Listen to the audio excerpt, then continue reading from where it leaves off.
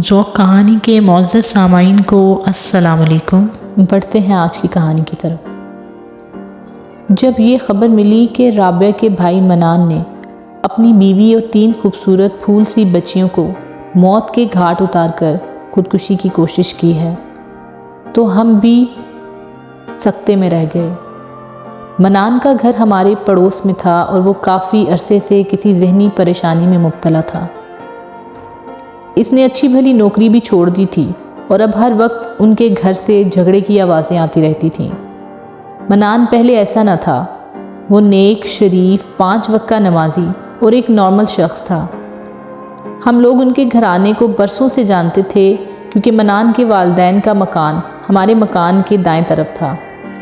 منان شادی سے پہلے والدین کے ساتھ رہتا تھا، مگر شادی کے بعد ماں کے پرزور مطالبے سے مجبور ہو کر اس نے ہمارے گھر کے بائیں جانب ایک برائے فروخت گھر خرید لیا۔ یوں ایک طرف رابعہ اور اس کے والدین اور دوسری جانب رابعہ کا بھائی منان ہمارے پڑوسی ہو گئے تھے۔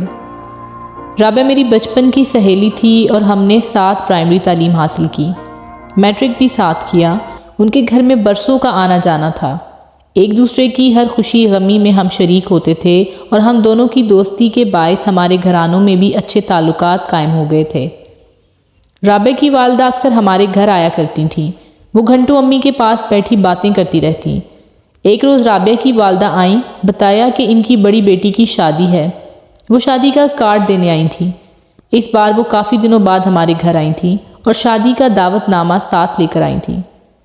انہوں نے بتایا کہ شادی جلدی میں طے ہوئی اور یہی معاملات طے کرنے کے سبب وہ مصروف تھیں، لہٰذا ہمارے گھر بھی نہیں آ پاتی تھیں۔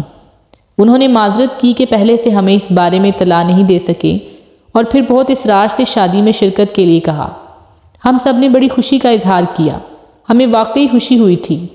امی نے کہا کہ ایسے موقعوں پر گھر میں مصروفیت بڑھ جاتی ہے، لہٰذا معذرت کی کیا بات ہے، ہم شادی میں ضرور آئیں گے اور خوب تیاری کے ساتھ آئیں گے۔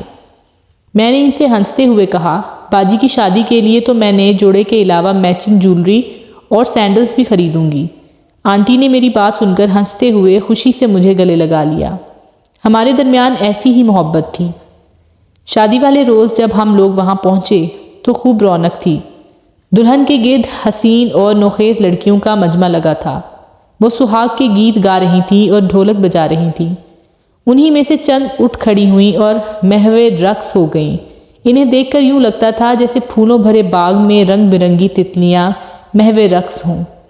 میری نظر ایک لڑکی پر ٹھہر گئی جو پریوں کے اس جھرمٹ میں ناچ رہی تھی، وہ مجھے اچھی لگی۔ رابعہ اور اس کا بھائی منان برآمدے میں کھڑے تھے، میری نگاہ ادھر گئی، دیکھا تو منان بھی اسی پری جمال کے سحر میں کھویا ہوا تھا جو مجھے بھی اچھی لگی تھی۔ وہ ایک ٹک سدھرا کو دیکھ رہا تھا، شاید سوچ رہا تھا کہ اس مہکتی کلی کو نہ جانے کس کے دامن میں گرنا ہے۔ اسی شام رابعہ ہمارے گھر مہندی کا کھانا دینے آئی تو بتایا کہ کھانا کافی بچ گیا تھا، امی جان نے محلے میں بانٹ دیا ہے۔ میں نے سوال کیا کہ وہ لڑکی جس نے آتشی جوڑا پہن رکھا تھا وہ کون تھی؟ دراصل ہم ان دنوں اپنے بھائی کے لیے لڑکی تلاش کر رہے تھے، اس لیے میں نے یہ سوال کیا تھا۔ رابعہ نے جواب دیا، وہ لڑکی سدرا ہے، میری باجی کی سہیلی نجمہ کی چھوٹی بہن، بڑی خوبصورت اور منمونی ہے۔ امی نے اسے منان کے لیے پسند کر لیا ہے کیونکہ منان بھائی اس کو ایک نظر دیکھ کر ہی لٹو ہو گئے ہیں۔ یہ کہہ کر رابعہ نے بات ختم کر دی اور سدرا کو بھابھی بنانے کی آرزو میرے دل میں گھٹ کر رہ گئی۔ رابعہ نے بعد میں بتایا کہ لڑکی غریب گھرانے سے ہے اور ملازمت کرتی ہے، امی اس کو بہو بنانے کے حق میں نہیں ہیں، لیکن منان بھائی مصر ہیں کہ اس لڑکی سے شادی کرنی ہے۔ گویا شادی کا ہنگامہ تو ختم ہو گیا، مگر منان کے دل میں شورش جنون سے ایک اور ہنگامہ اٹھ کھڑا ہوا۔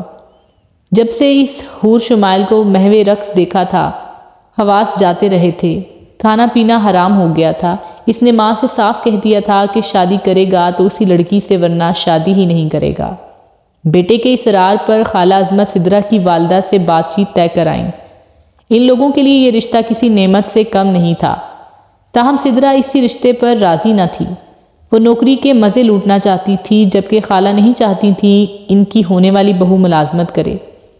لڑکی نے شرط رکھ دی کہ شادی صورت قبول کرے گی اگر سسرال والے ملازمت پر اعتراض نہ کریں اور ملازمت شادی کے بعد بھی جاری رکھنے کی اجازت دیں۔ منان تو عشق میں دیوانہ ہو گیا تھا، والدین پر دباؤ ڈالا کہ یہ شرط منظور کر لو، کیونکہ عورت کے ملازمت کرنے میں کوئی عیب نہیں، مجھے یہ شرط منظور ہے۔ والدین ایک بار پھر بے بس ہو گئے، بیٹے کی محبت میں ہتھیار ڈالنے پڑے۔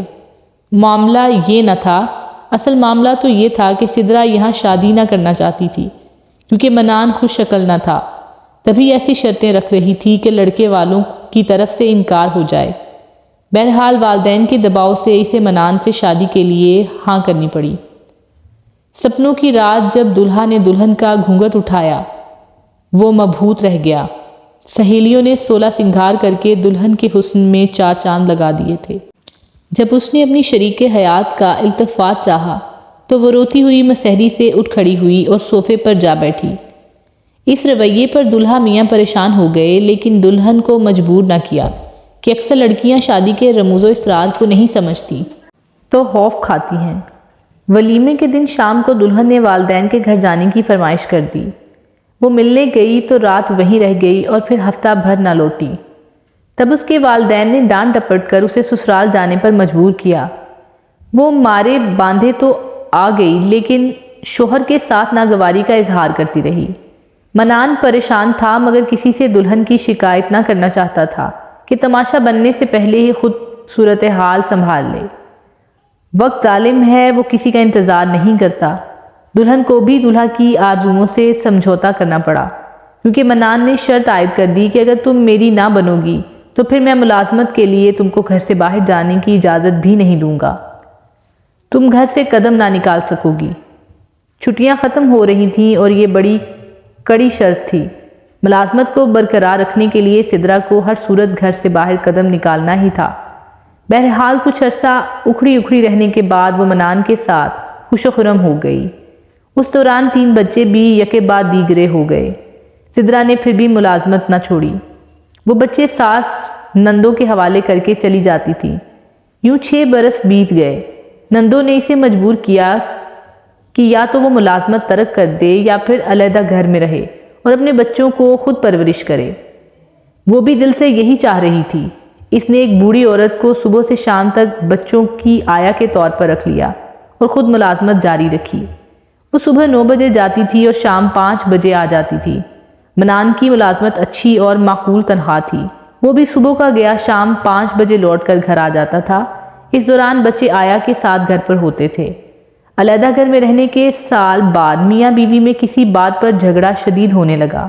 تبھی بوڑھی آیا چلی گئی اور سدرا بچوں کو کبھی دادی کے گھر اور کبھی تالے میں بند کر کے جانے لگی۔ منان کا اصرار بڑھنے لگا کہ اب بچے اسکول جانے کے لائق ہو رہے ہیں، سدرا نوکری چھوڑ دے اور بچوں کی تعلیم و تربیت پر گھر میں رہ کر دھیان دے۔ یہ بات سدرا کو منظور نہ تھی۔ وہ ان حالات میں بھی نوکری سے چمٹی رہی۔ رفتہ رفتہ منان کے رویے میں فرق آنے لگا۔ وہ بجھا بجھا اور ذہنی دباؤ کا شکار ہو کر نفسیاتی مریض لگنے لگا۔ وہ اب بچوں کو بھی پیار نہ کرتا، بلکہ ان سے دور دور رہنے لگا۔ اس کا رنگ سانولا سا تھا، نقوش معمولی تھے، وہ بالکل بھی خوش شکل نہ تھا، لیکن تینوں بچے بہت خوبصورت سرخ و سفید تھے۔ اب اسے وہم ہو گیا کہ بچوں کی شکلیں اس سے نہیں ملتی اور نہ اس کے بہن بھائیوں اور خاندان میں سے کسی بھی فرد سے ملتی ہیں۔ یہ عجیب بات تھی کہ کبھی کبھی وہ اپنے شکوک کا اظہار اپنی والدہ سے اس طرح کرنے لگا کہ اسے یہ بچے اپنے نہیں لگتے، کیونکہ یہ بہت خوبصورت ہیں۔ ماں سمجھاتی، بیٹا تم سے نہیں ملتے تو کیا ہوا، ان کی ماں تو خوبصورت ہے، ماں سے خوبصورتی ورثے میں ملی ہوگی۔ اکثر ماں باپ بدصورت ہوتے ہیں مگر بچے خوبصورت ہوتے ہیں، یہ تو اللہ کی دین ہے۔ ایک روز منان خود ایک ماہر نفسیات ڈاکٹر کے پاس چلا گیا، کیونکہ وہ اپنی عجیب و غریب قسم کی سوچوں سے تنگ آ گیا تھا۔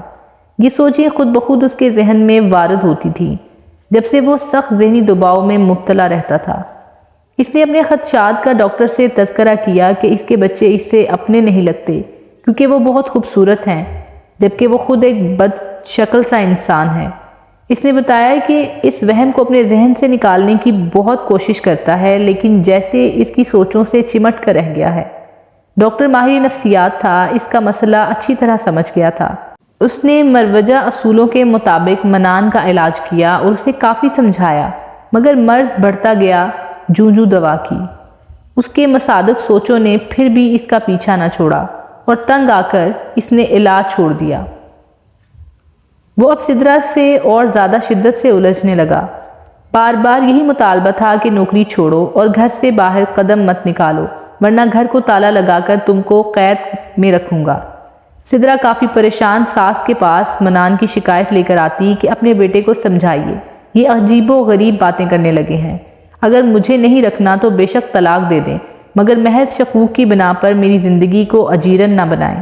میری کوئی غلطی نہیں، آپ خود چیک کر سکتی ہیں۔ سدرا نے غلط نہیں کہا، وہ فطرتاً اچھی تھی، لیکن اس کی ایک ضد سارے معاملات بگاڑ رہی تھی کہ ملازمت نہیں چھوڑے گی۔ اس نے نوکری چھوڑ کر مسئلے کا حل نہ نکالا اور یوں منان کی ذہنی بیماری رفتہ رفتہ بڑھتی گئی۔ اب اس کی سوچیں کسی اور سمت میں سفر کرنے لگیں۔ اس نے جھنجھلا کر اپنی خراب ذہنی کیفیت کے تحت اچھی بھلی ملازمت چھوڑ دی اور مسلسل بیوی کا پیچھا کرنے لگا۔ ایک دن اس نے دیکھا کہ اس کی بیوی محکمے کے دفتر جانے کی بجائے دفتر کے نزدیک ایک عمارت میں چلی گئی۔ اس نے چوکیدار سے پوچھا کہ کیا یہ عورت پہلے بھی اس جگہ آتی جاتی ہیں اور یہاں کون رہتا ہے؟ چوکیدار نے بتایا کہ محکمہ کا بڑا افسر یہاں بیٹھتا ہے اور یہ بیوی اکثر یہاں آتی ہے اور ان صاحب کے پاس دفتر میں بیٹھی رہتی ہے۔ کبھی کبھی صاحب مجھ سے ہی ان کے لیے چائے اور کھانا وغیرہ منگواتے ہیں۔ یہ سن کر منان کا دماغ گھوم گیا۔ وہ ماں کے پاس گیا اور کہا اس کا شک درست تھا، سدرا بد چلن ہے، یہ اپنے افسر کے ساتھ اس کے فلیٹ پر تنہا ٹائم گزارتی ہے۔ ماں نے سمجھایا بیٹا بغیر دیکھے بہو پر بد چلنی کا الزام لگانا درست نہیں۔ ممکن ہے وہ آفس کے کام سے اپنے بڑے صاحب کے پاس جاتی ہو، اور یہ بھی ممکن ہے کہ بڑے صاحب کا ایک ذیلی دفتر ہو۔ یہ تعویل منان کو بہت ناگوار گزری اور وہ اپنی ماں سے بھی ناراض ہو گیا جو اس کی حمایت کرنے کی بجائے بہو کا ساتھ دے رہی تھی۔ وہ گھر آ کر اپنی سوچوں سے الجھتا رہا اور پھر کسی خطرناک ارادے میں غرق ہو گیا۔ اس کی ذہنی رواب پوری طرح بہک چکی تھی۔ اسے یقین ہو گیا تھا کہ اس دنیا میں اس کا کوئی ہمدرد نہیں، حتیٰ کہ اس کے اپنے گھر والے اور ماں تک سدرا ہی کی طرفدار تھی۔ جب سدرا گھر لوٹی اس نے خوب جھگڑا کیا، جھگڑتے جھگڑتے رات بیت گئی۔ اس بے سکونی میں کسی نے کھانا بھی نہ کھایا۔ روتے سسکتے ڈرتے سہمے بچے بالآخر بھوکے ہی سو گئے۔ سدرا نے بھی ذہنی اذیت سے فرار اختیار کرنے کی خاطر نیند کی ایک گولی کھا لی تاکہ کچھ دیر تو سکون سے سو سکے۔ وہ اکثر جھگڑے کے بعد خواب آور گولی پھانک لیا کرتی تھی تاکہ ٹینشن کی کیفیت میں شب بیداری کا عذاب نہ سہنا پڑے، کیونکہ صبح اٹھ کر آفس جانا ہوتا تھا۔ اس کے سوا سدرا کا کوئی اور حل نظر نہیں آتا تھا، کیونکہ منان کو سمجھانا اور قائل کرنا اس کے بس کی بات نہیں تھی۔ شاید وہ قائل معقولیت کی باتوں سے آگے نکل چکا تھا۔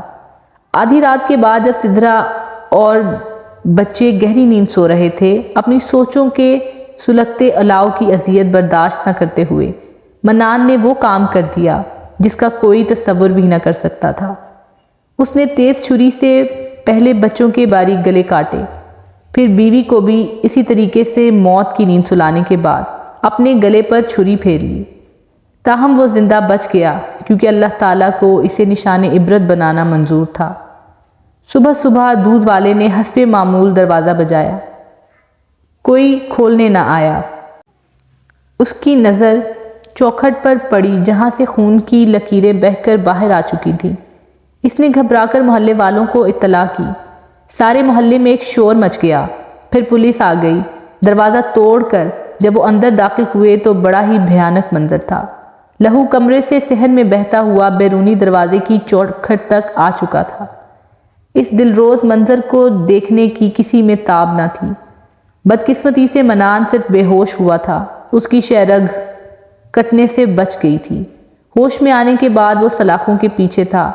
ڈی این اے کی رپورٹ سے یہ ثابت کر دیا کہ تینوں بچے اس کے لخت جگر، اس کا اپنا لہو تھے، اور یہ حقیقت سب ہی کے لیے بھی افسوسناک تھی کہ معصوم بے گناہوں کے خون سے ان کے حقیقی والد نے ہی ہاتھ رنگ لیے تھے۔ خدا ایسے نفسیاتی مریضوں سے بچائے جو اپنا علاج کرانے کی بجائے دوسروں کی زندگی کو اپنے شک و شبہات کی بھین چڑھا دیتے ہیں۔ تاہم اگر ایسے لوگوں کی سمجھ میں یہ بات آ جائے کہ ان کے ساتھ کوئی سنگین نفسیاتی مسئلہ ہے تو سارا مسئلہ ہی حل ہو جائے۔ حقیقت یہ ہے کہ ایسا مریض خود اپنا مرض نہیں پہچان سکتا، اس قسم کی صورتحال میں گھر والوں کو کسی نہ کسی تدبیر کے ذریعے انہیں علاج کے لیے آمادہ کرنا چاہیے تاکہ وہ دوبارہ نارمل زندگی کی طرف لوٹ سکیں۔ دوستو، امید ہے کہ آپ کو آج کی یہ کہانی ضرور پسند آئی ہوگی۔ ملتے ہیں اگلی کہانی کے ساتھ، تب تک کے لیے اپنا بہت سارا خیال رکھیے گا۔